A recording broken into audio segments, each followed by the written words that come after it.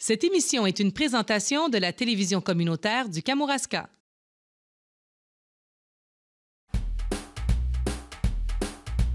J'étais venu en touriste, mais je n'avais pas calculé le risque, celui de tomber en amour. Oh, Kamour, amour, amour, Kamouraska. Oh, Kamour, amour, amour, Kamouraska.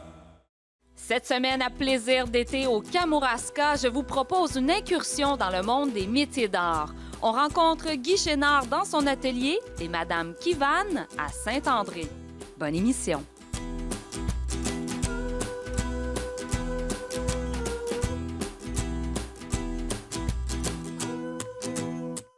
Alors, je suis en compagnie de Monsieur Guy Chénard, artisan ébéniste. Bonjour, Monsieur Chénard. Bonjour. On est aujourd'hui dans votre atelier où vous fabriquez de magnifiques horloges de marée. Oui. Bien, d'où c'est que ça vient, ça, cette passion-là des horloges de marée? Le goût de faire des horloges de marée. Ben oui. Ben, ça vient du fait que j'aime la mer. J'ai toujours été près du fleuve. J'ai été élevé à Rimouski, près du fleuve. Je suis à Kamouraska depuis quasiment 20 ans. Là. Puis, alors, c'est mon intérêt pour les marées. Puis, quand je voyais des horloges de marée, ben, je trouvais ça intéressant comme phénomène. Hein. C'est quand même tout simple et puis c'est une information qui est intéressante. Sauf que je me disais, ben, il me semble que l'ébéniste que je suis capable de faire un objet qui est plus bois, qui est plus beau. Là. Les goûts ne sont pas discutés, vous allez me dire. Mais je voulais faire un bel objet qui était une horloge de marée. Alors, j'ai commencé il y a une quinzaine d'années. J'en ai fait une, deux, trois, des modèles, toutes sortes de modèles différents que je ne peux pas vous montrer. Je les ai donnés en cadeau. Vous les avez pas gardés, vos premiers modèles? J'ai gardé une. Puis, je me disais toujours, il me semble, il faudrait que je développe un modèle qui est tout simple, puis en même temps qui reflète l'ébénisterie. Puis, c'est ce que vous pouvez voir aujourd'hui. Là, j'ai 2 ou 3 modèles présentement. Là. Puis, 2, 3 modèles différents qu'on peut retrouver en boutique. Oui. Mais justement, là, vous êtes ébéniste, vous faites plein de choses, mais ce qu'on peut retrouver de vous, là, dans les boutiques, c'est vraiment les horloges de marée. Vous ne vouliez pas aller un peu plus loin dans vos... Faire d'autres objets? D'autres choses? objets? Non, c'est pas mon intérêt. Là. Mon dada, c'était de faire des belles horloges. Puis, je suis satisfait de ce que je fais là. Puis, je ne veux pas être débordé d'ouvrages non plus. Donc là, c'est parfait. J'ai un petit marché qui est intéressant, autant dans les boutiques, à l'auberge chez nous, que sur Internet. Oui. Puis, c'est parfait, ça me convient. Je m'amuse à le faire parce que ce qui est le plus intéressant dans ça, c'est de développer des modèles, de rechercher autre chose. Comme là, je travaille sur des horloges lunaires. Là. Oui, justement, un nouveau projet. Oui, ça, c'est fascinant. J'en ai quelques-unes de fait. Là.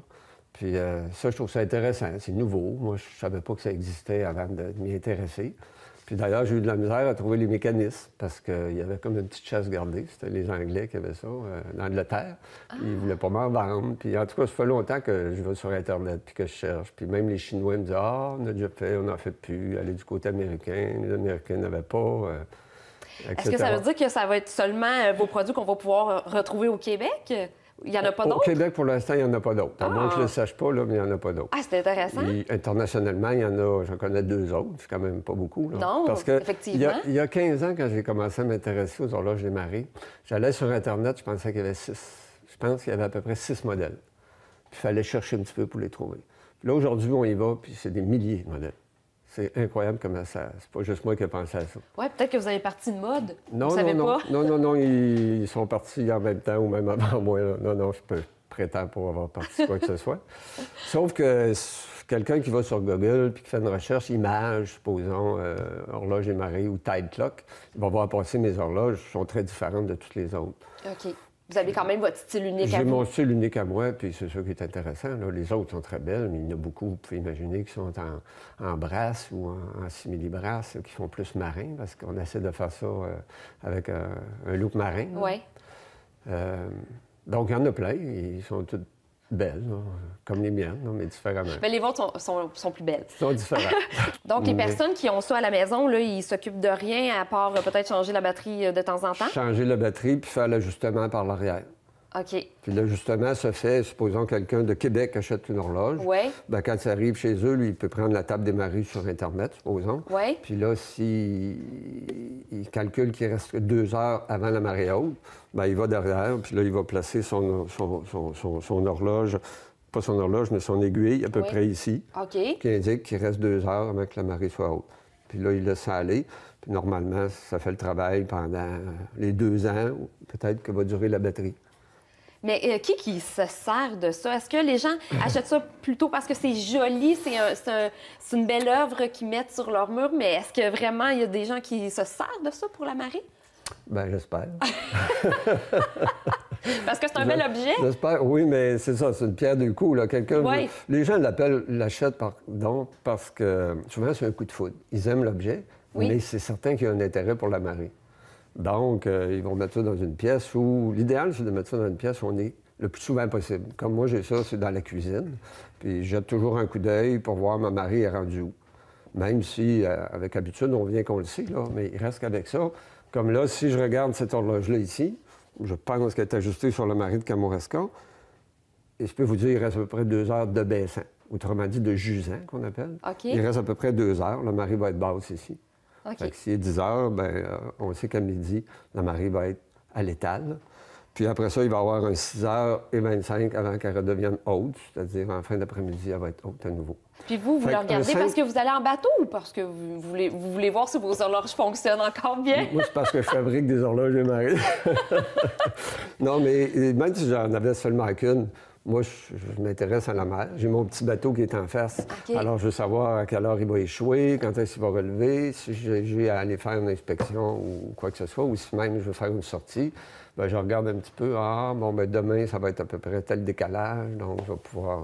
Fait que j'imagine que les gens à Montréal, ils en ont moins, hein, d'horloges des marées. C'est étonnant, il y en a qui m'en achètent à Montréal. Ah mais oui? eux, ce qu'ils font, Ouais. c'est qu'ils vont la mettre à une heure qui les intéresse. S'ils ont un ami qui reste à Rimouski, ou qui a un chalet à Rimouski, ou qui aime prendre des vacances à Rimouski, ou à Ogunquit, ils l'ajustent en conséquence. Ah ouais? Moi, je suis toujours surpris, là, mais c'est comme ça. Mais en général, c'est des gens quand même qui ont vu sur le fleuve ou la mer ou des trucs comme ça. Là. Puis votre nouveau projet qui est l'horloge lunaire, ça fonctionne de la même façon, disons, mais j'imagine que l'aiguille ne tourne pas aussi vite, là. Non, c'est ça. Ici, l'aiguille, là, pour faire le tour complet, c'est-à-dire d'une marée haute à une autre marée haute, c'est 12h25, plus ou moins. OK. Ça correspond au cycle lunaire. Là. Alors que l'horloge lunaire, ça, c'en est une ici. Il y a seulement qu'une aiguille aussi. Ça se ressemble quand on ne le sait pas. Elle va prendre 29 jours, la petite aiguille, à faire le tour. Ça veut dire qu'elle va vraiment pas vite. Là. OK. Comme là, celle-là ici, je vais la montrer pour que vous la voyez. Là. Mais là, il n'est pas terminé, là. Il va y avoir des dessins à l'intérieur. Mais même si elle n'est pas terminée, elle fait le travail quand même. Oui. J'ai des gens qui veulent avoir ça comme ça. Ils n'en veulent pas rien. OK. Même pour la marée, on peut avoir ça comme ça. OK. Puis ça donne l'info, parce que je la mets droite, là. Bon, bien, ça veut dire ça fait à peu près 2-3 jours qu'on est dans la nouvelle lune. OK. Puis on s'en va dans le croissant. Puis rendu en haut, ça va être la pleine lune. Nouvelle lune, pleine lune, etc. Fait que d'un coup d'œil, on voit à peu près où on est rendu. C'est tout, on est à peu Ouais, près. c'est vrai. Mais c'est quand même une information qui est intéressante. Ça. Oui, tout à fait. Et ces magnifiques horloges, on les retrouve où exactement au Kamouraska? On les retrouve à la boutique Le Fil Bleu, là, qui est à côté du côté Est, l'ancien presbytère. OK. Puis aussi à la boutique qui est numéro 3, qui est plus une galerie d'art, là, OK. si on veut. Là. Il y en a à cet endroit-là. Puis il y en a à l'Auberge à Grand-Voile, chez nous, évidemment. Là. Oui, et on peut le retrouver, vous en avez parlé au début, on peut les acheter aussi en ligne, notamment sur le site Etsy, qui vous permet de vendre Etsy. vos horloges partout dans le monde. Là. Oui. Ah oui, ça, c'est intéressant. Puis ce que j'aime beaucoup aussi, moi, j'en vends sur ces sites-là un peu partout. Principalement, c'est les Américains puis les Français. Étonnamment, les Français achètent sur Etsy. Les autres, là, à date, j'ai pas vendu autre chose que ça. Comme je vous disais tout à l'heure, que ma plus loin, peut-être, est à Madagascar, mais c'est des Français qui ont un pied à terre à Madagascar qui ont acheté. Mais ce que je voulais dire, c'est que ce qui est intéressant sur Etsy, c'est qu'on peut aller voir comme l'historique des gens qui ont visité notre site. Oui, Puis là, c'est impressionnant, là, c'est le monde entier. Là. le nombre de personnes Ouais. qui vont Il y a voir, puis beaucoup de mettre dans monde. les favoris aussi Ouais. les coups de cœur. Exact. Ça, c'est vraiment intéressant. Parce que là, on voit que c'est toute la planète qui vient voir Vos œuvres, vos créations. Oui, ça, j'aime ça. Moi. Même si je n'en vendais pas juste ça, je trouve trouve ça le fun, là. Puis en terminant, M. Chénard, j'imagine que les personnes qui viennent vous voir là, ici dans le Kamouraska, qui veulent acheter vos horloges, j'aimerais savoir des petites explications de votre part. J'imagine qu'il y en a qui savent vous êtes qui, on vous retrouve où à l'auberge de la Grande Voile. Qui veulent avoir des informations. Là. Ils sont curieux. Ben, faut pas qu'ils se gênent. Ils lâchent un coup de fil ou ils passent, puis je suis jamais très loin. Là, puis ça me fait toujours plaisir d'aller leur expliquer qu'est-ce que ça mange en hiver, l'horloge de marée. Parce que ça, moi, ce que je dis souvent, c'est que c'est un objet, c'est pas du jetable après usage. Le petit mécanisme, s'il fait défaut, c'est pas compliqué, on en met un autre, puis on repart. Mais l'objet, je pense que c'est éternel, là, à moins qu'il tombe à l'eau, là. Puis encore, puis encore. Bon, je vais vous terminer l'entrevue. Une grande marée. Merci beaucoup, M. Chénard. Ben, ça me fait plaisir.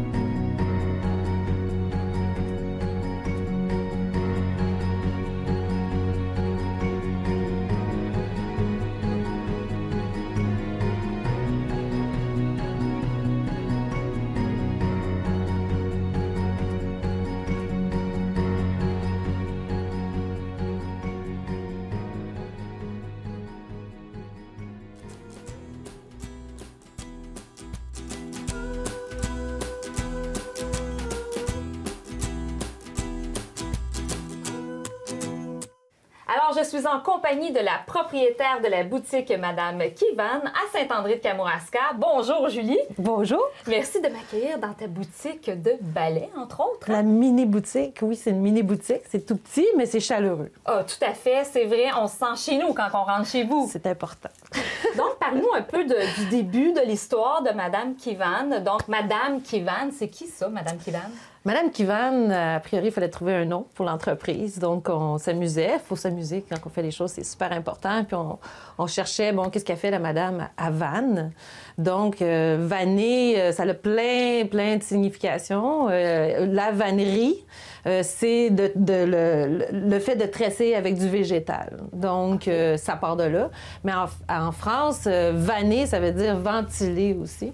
C'est que c'est un peu le personnage. Donc, c'est devenu, c'est la madame qui vanne. C'est pas la madame qui vanne, c'est madame qui vanne. Donc, ensuite, on s'est dit comment qu'on l'écrit, parce qu'on peut s'amuser pour l'écrire. Puis le KE vient du fait qu'on aurait aimé ça que les anglophones puissent le prononcer parfaitement. Donc, comment qu'on fait pour prononcer parfaitement le QI, pour pas que ça vire en QI? Oui. On écrit ça K-E-E. Alors, Madame Kivan vient du fait qu'effectivement, on dit Madame qui fait de la vannerie. Donc, c'est moi, la Madame qui fait de la vannerie. Puis, on aimerait beaucoup avoir des mademoiselles qui vannent aussi. Donc, le nom se prêtait très bien pour avoir des descendants, tout ça. Puis, ça faisait noble, on trouvait. Est-ce qu'on peut penser qu'à chaque fois qu'on vient dans ta boutique, tu es habillée comme ça? Ah, à chaque fois que je me déplace, puis qu'on me demande de faire des démonstrations, c'est une joie pour moi, effectivement. Si tu vas juste aux étages, fouiller dans mes garde-robe, j'ai pas beaucoup de vêtements. J'ai beaucoup de costumes, ça me plaît. Puis je me semble que ça fait partie du décorum. Je travaille, j'ai 3 pôles d'activité, donc pour moi, c'est important aussi de véhiculer cette aura-là, des autres possibles avec Madame Kivan. Donc en boutique, oui, ici, j'aime me mettre mes grands chapeaux de paille. Il y en a une certaine collection ici pour m'inspirer parce qu'on s'en va vers d'autres objets. Mais est-ce que tu les vends aussi, tes chapeaux? Ça s'en vient, là. Okay. Ça c'est des objets que je prends en exemple. Okay. Puis je trouve sur Internet où, et à travers, j'ose espérer différents programmes de soutien aux arts et de la culture, je vais pouvoir aller visiter ces gens-là pour aller chercher cette connaissance-là, parce que ça, c'est tout le pan patrimonial. Je me suis rendue à Toronto pour aller chez les Mannonites, d'où la grande canne de berger en arrière de toi. Et puis, les Mannonites, on est tous pris dans le même engrenage aujourd'hui. C'est qu'ils n'ont plus le temps de faire leur propre chapeau. Je soupçonne que leurs taxes foncières sont tellement élevées qu'ils doivent acheter ces articles-là qu'ils n'ont plus le temps de faire pour pouvoir travailler, faire entrer l'argent, payer les taxes. Donc, je suis allée dans un magasin Made in China où tous les Mannonites venaient magasiner dans une communauté de Mannonites. Donc, ça se perd tout ça, là, malgré ce qu'on aimerait, puis nos idéaux, jusqu'à une communauté comme les Mannonites, qui est proche des Amish, finalement. Bien, c'est pour ça que moi, je suis encore plus motivée à voir, bien, écoute, je vais ramasser les choses qui me branchent. J'ai plein d'exemples de plein de petites choses que je suis en train de ramasser, justement. Et puis, à travers les prochaines années, mon rôle à moi, ça va être d'aller voir avec Mme Pomerleau, qui est notre grande spécialiste, la seule qui a écrit plein de livres sur notre patrimoine vivant, les artisans du Québec. Et donc, elle et moi, j'aimerais bien qu'elle m'aide à mettre en priorité certaines pièces puis aller chercher ces connaissances-là. Si c'est parti du Québec, comme le ballet était parti du Québec, j'étais en Caroline du Nord pour apprendre ça. Mais ça se peut que j'aille en France, ça se peut que j'aille en Italie. Pour te perfectionner dans les... C'est des vieux métiers. Oui. Quand on est arrivé ici, on les avait, ce bagage-là de tressage. Puis quand on voyage, on les reconnaît, ces tressages-là. Donc, et ça se perd d'année en année, parce que la vie va, parce que la jeunesse a envie de d'autres choses. Puis finalement, les grands-parents sont tellement émerveillés que ça émerveille les petits-enfants. Puis là, les petits-enfants deviennent curieux. Ça saute une génération, finalement. Et c'est notre génération qui va faire en sorte que ça passe ou ça casse, parce que tous nos spécialistes, logiquement, ont entre 55 puis 75 ans. Puis il y en a de passé 70 ans qui donnent encore des démonstrations. Puis ce sont nos derniers. Il va falloir que le flambeau se passe, hein? Deuxième pan de Mme Kivan. Donc, on fait la démonstration puis le relais des savoirs patrimoniaux. OK? Donc, pour moi, c'est le tressage. Principalement, on va commencer avec ma spécialité, c'est le ballet, mais on s'enligne sur d'autres objets. Je fais partie d'une famille du patrimoine vivant et je me rends compte que les ethnologues sont de plus en plus rares. Et lorsque je sors, justement, puis que je fais des démonstrations, je passe le message à tout le monde que si la jeunesse fait partie de leur environnement, de leur parler qu'il y a du travail à faire au niveau de l'ethnologie au Québec, d'écrire des mémoires sur le patrimoine immatériel, finalement, comment on fait les choses. On a un super exemple dans notre histoire juste là, les dernières années. On a fait un gros travail au Québec pour retrouver les façons de faire de la ceinture fléchée. Et le Cercle des fermières ont été actifs. C'est des femmes déterminées qui ont finalement découvert que c'était les Premières Nations qui nous avaient transmis ce savoir-là. Mais ça a été pas facile parce qu'on était convaincus peut-être que c'était ma tante qui avait la première, ou ma grande-tante, tu sais, le fameux jambon qu'on coupe les deux bords, puis on sait pas pourquoi, puis quand on valide pourquoi, c'est parce que la casserole, elle était trop petite. C'est que c'était pas la grande-tante, c'était peut-être la grande-tante qui était amie avec les Premières Nations, qui a ramené les choses chez elle, puis elle a pas transmis cet élément-là, cet élément-là de l'histoire de transmission. Donc, c'est pour ça que je fais la promotion, que l'Université de Laval a des magnifiques programmes. On a besoin de jeunes pour venir nous observer dans nos ateliers. Donc, quand tu te lèves le matin, tu peux te dire, écoute, je m'en vais écrire une histoire de mon patrimoine vivant. Parce qu'il faut déposer ces mémoires-là. On n'en a que 2. Donc, c'est le mari de Mme Pomerleau qui a déposé un beau mémoire de 700 pages sur les forgerons. Et puis, celui que je viens de discuter, c'était la ceinture fléchée qui vient tout juste d'être donnée il y a quelques années. Et puis là, à l'école, les enfants apprennent justement la ceinture fléchée. Et pourrions-nous imaginer un jour voir au poignet des enfants non plus les bracelets brésiliens, mais les bracelets d'amitié en ceinture fléchée. Ça se fait avec les doigts. Ben oui. Ça s'en vient. Ça risque d'être vraiment agréable. Donc, suivez-nous. Mais est-ce que toi, tu donnes de la formation? Si les gens veulent apprendre, toi, tu peux donner cette formation-là. Absolument. Donc, moi, mon but, c'est pas de garder ce savoir-là pour moi. Mon but, c'est d'encourager justement les gens à commencer à semer, soit dans leur communauté, dans leur cours. Ça fait des excellentes clôtures naturelles. Et puis, de commencer à se réapproprier des techniques de nœuds. Et donc, de cette façon-là, on est capable de commencer à faire plein d'objets, des balais, des balayettes, des pique-pâtes, des petites brosses pour les racines, les champignons. Puis ensuite, ce tressage-là, si on va dans la cuisine, parce que moi, j'aime bien dire aux gens, on commence à remettre des fibres naturelles dans la cuisine. On regarde juste les petites lavettes des cercles des fermières, pardon. Et puis, si on regarde comment c'est attaché à la base du bâton, c'est un tressage. Vraiment, c'est la même chose. C'est que si vous voulez vraiment que je vous apprenne comment tresser le balai, intéressez-vous à vos cercles de fermières, puis faites-vous une petite lavette en coton, là. durable pour toujours, mais il faut la laver. Bien, quand vous allez arriver pour tresser votre maïs à balai, vous allez réutiliser votre patrimoine, mais dans d'autres fibres. Puis là, je peux vous compléter la formation pour d'autres intérêts que vous avez pour cette fibre-là. Donc, c'est des choses qu'on fait, qui est encore semi-vivant, qu'on voit presque plus, mais que les gens se souviennent encore. C'est pour ça que c'est important de l'écrire. Et ton manche est très différent aussi d'un bâton, d'un balai conventionnel qui est tout droit. Là. Toi, tu prends des branches. Alors, les premiers balais qu'on faisait au Québec, on varlopait. Il y a un artiste au Québec qui le fait, sinon il faut aller en Nouvelle-Écosse. Donc, varloper, c'est quoi? C'est les écorceurs. Si vous vous souvenez de l'outil avec 2 poignées avec une lame au centre où on râpait le bois. Les premiers balais étaient faits comme ça du temps des maisons avec les planchers en terre battue. Bon. Alors là, on n'avait pas encore notre agriculture, on n'était pas rendu là, on s'installait. Okay? Quand on est arrivé plus dans les années 1700, c'est là où le maïs à balai est rentré. Okay. Donc, quand on varlopait du bouleau. Donc, notre lame venait ramener le bois comme ça, puis on laissait accrocher les bouts. Comme quand on fait du rabot, il y a des beaux petits rouleaux de bois qui se fait. Mais on ne le détache pas du bâton. Okay. Puis puisqu'ils sont assez longs, quand on les retourne puis on les attache, c'était fait de plein de petits bouts d'écorçage. OK? Donc, c'est sûr que c'est pratique, mais c'est pas durable. La fibre à balai, pourquoi elle a été importée ici de l'Afrique du Nord? Parce que c'est une fibre qui ne casse pas. Elle plie. OK? Elle va plier. Puis elle va être extrêmement durable. Elle ne cassera pas. Okay. J'ai essayé de faire des balais avec des bouts de lin, des branches de lin, du sarrasin aussi. Ça fait beau. Mais quand on balaye, on ramasse plein de petites branches en même temps. Donc, c'est plus un élément décoratif si vous voulez vous amuser à appliquer ces nœuds-là sur d'autres fibres. Okay. C'est sûr que ça fait beau. Bon. Alors, puis ça, on garantit à vie de cette façon-là. Donc, les gens qui partent avec ça sont contents. T'sais. Bien oui, puis ils l'utilisent, là. Absolument. C'est ça le but aussi, là. Donc, les manches, pour l'instant, cette fibre-là, je ne l'ai pas plantée encore. On commence l'année prochaine dans le Kamouraska à le semer. OK. Et donc, c'est des joncs. Les gens, si tu veux c'est des joncs de différentes longueurs. C'est pas très compliqué encore. C'est très simple de se dire, oh, je vais commencer à faire des balais. Vous prenez un bâton, vous prenez les différentes longueurs.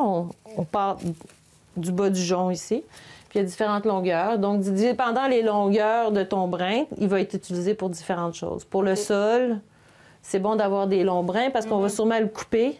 Puis on veut quelque chose de rigide quand on passe le balai au sol. On veut pas vraiment ça. OK. Ça, on peut dire que c'est pour décoration, ça? Rares sont ceux qui partent avec des balais bien coupés. Non? C'est très beau et très romantique. Alors, à la maison, lorsqu'ils en auront assez de pas être assez efficaces, je leur dis coupez-les puis gardez-les les bouts parce que c'est avec ça qu'on fait les petites brosses pour les champignons, les racines. OK. C'est que si à la maison, la personne a envie de se risquer, elle ressort l'espèce de barreau que j'avais dans mes mains il y a quelques secondes, avec le fil entouré, puis elle peut les accrocher pour faire des mini-brosses avec. OK. Puis ça, c'est fun. Fait que les gens aiment ça comme pour la décoration au début, puis après, bon, OK, je vais l'utiliser. Peut-être dans quelques années, les gens vont vraiment vouloir juste des balais coupés, là, parce que ça reste un objet que les gens aiment beaucoup. Ça sent bon. Quand les gens ils rentrent, ça sent bon. C'est quoi ça? T'sais, ça fait tellement longtemps. Mais les gens de 65, 70 ans le savent, c'est quoi ça? J'ai même des gens de 70 ans qui me disent, comme on disait, ah, va donc me casser un brin dans le balai. Bien, ça vient du fameux pic-patte. Mais tu t'intéresses beaucoup au patrimoine. Ça donne un sens. Oui. On fait pas les choses pour... je préfère les choses parce que, justement, je parlais, il n'y a pas de machine, ça me permet de raconter des histoires, de jouer un personnage. Mais je pense pas qu'on est dans une époque où il faut faire les choses... Oui, un certain pourcentage, il faut les faire pour le plaisir. Mais moi, j'ai besoin de donner un sens aux choses. Puis je pense que les gens ont besoin de trouver un sens aux choses. Donc, savoir-être, aujourd'hui, c'est ça. Puis ça va jusqu'à la profession. Donc, tantôt, même moi, je me suis fait prendre dans le savoir-être. Je pensais que j'aimais ça, être agente de développement économique. Non. Je trouvais ça difficile, puis ça faisait quelques années que je trouvais ça difficile, C'était pas à mon goût. Et étant minoritaire, il faut en venir à une conclusion. Donc, non, quand tu prends vraiment que tu t'arrêtes, puis savoir-être, c'est ça. C'est savoir s'arrêter puis se remettre en question. Donc... C'est ce que tu as fait. C'est ce que j'ai fait, puis ce que je vois beaucoup de gens faire. Puis quand je vois qu'ils prennent ce temps de qualité-là avec eux-mêmes, je vois les résultats qualitatifs. Que c'est bien dit. Mais là, Julie, t'es pas native de la région. Là. Je l'ai compris avec ta discussion. Là, moi, je viens d'une île. Tu viens de l'île verte? C'est quasiment exotique. Hein? On a le goût de dire plein de petites îles spéciales, parce qu'on en connaît plein au Québec. Mais la principale, c'est Montréal. Fait que je suis née à Montréal. J'ai été élevée sur la rive sud de Montréal. Je suis partie très jeune de la maison. J'ai toujours été très créative, par défaut, étant dyslexique. Puis avoir des déficits d'attention, ça me connaît aussi. Donc, je pense que j'ai juste pédalé tout le long de ma vie pour être comme les autres, mais en jouant mon rôle à moi.